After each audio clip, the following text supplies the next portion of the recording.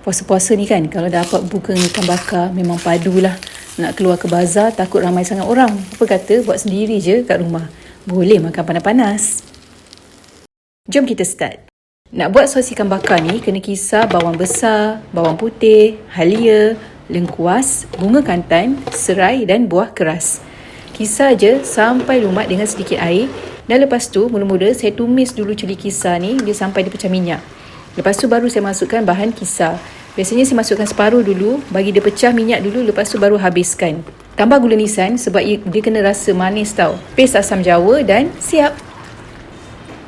Untuk ikan, saya rendam dulu parituka ni dalam air campuran kunyit dan garam. Lepas tu saya grill dengan daun pisang nak bagi dia naik aroma.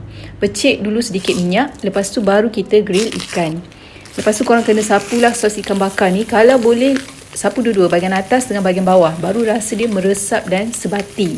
Bila nak alih, korang lapik je dengan daun pisang dulu. Lepas tu baru alih supaya dia tak melekat lah kat atas griller ni. Saya bakar dah 15 minit je untuk saiz parituka macam ni. Dah siap. Boleh makan dengan air asam. Resepi air asam nanti saya share, okey? Korang kena tunggu tau. Selamat buka.